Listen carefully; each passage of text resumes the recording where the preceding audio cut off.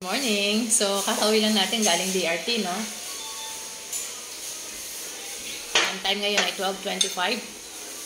Sobrang pagod natin kahapon. 2 days tayo nung nagpagawa. Pagod talaga tayo. As in, sobrang pagod. So, ngayon, ang almusal po natin ay 3 itlog, 1 kamatis. Ayos ba? Kuya Chris. Magawa siya sa bahay ngayon.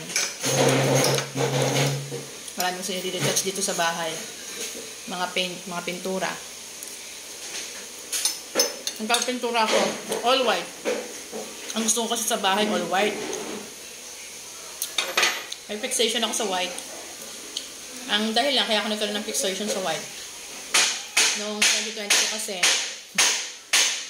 pandesal, na-opera ako.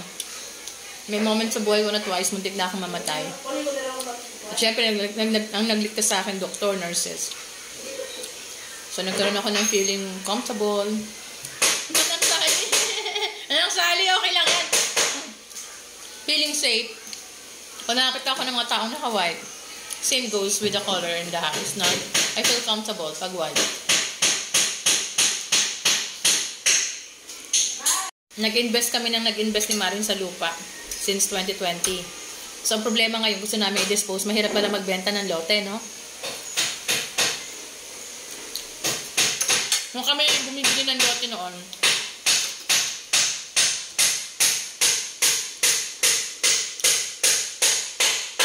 hindi gumagawa eh. Bili lang kami ng lote.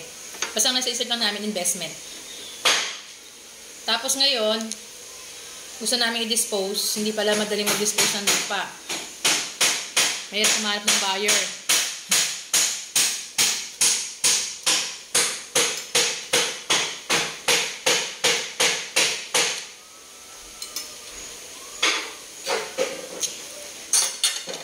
Kaming dalawa ni Marion at ako mas mahilig mag-invest.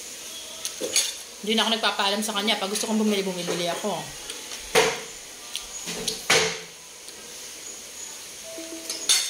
Kaya ngayon, ako din ang problema. Paano ko di-dispose? Ako din nag-iisip.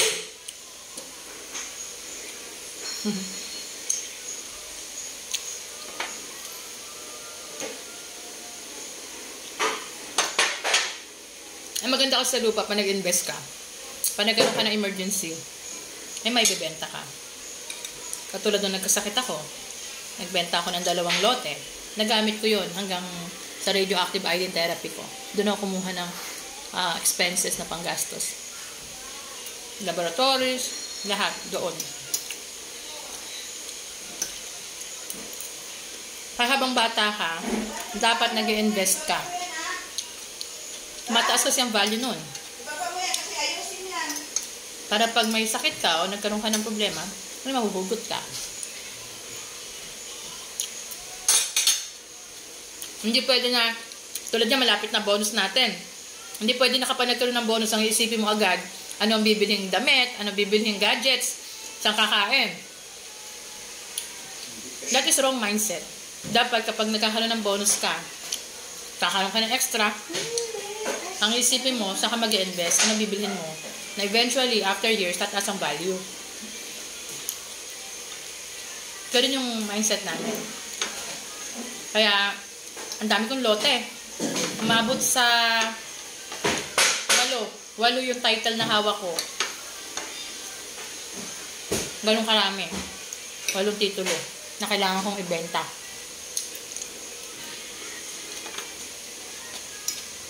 Ang problema, walang buyer. So, kung walang buyer, at least may lupa naman ako, di ba? Kaya po tayo.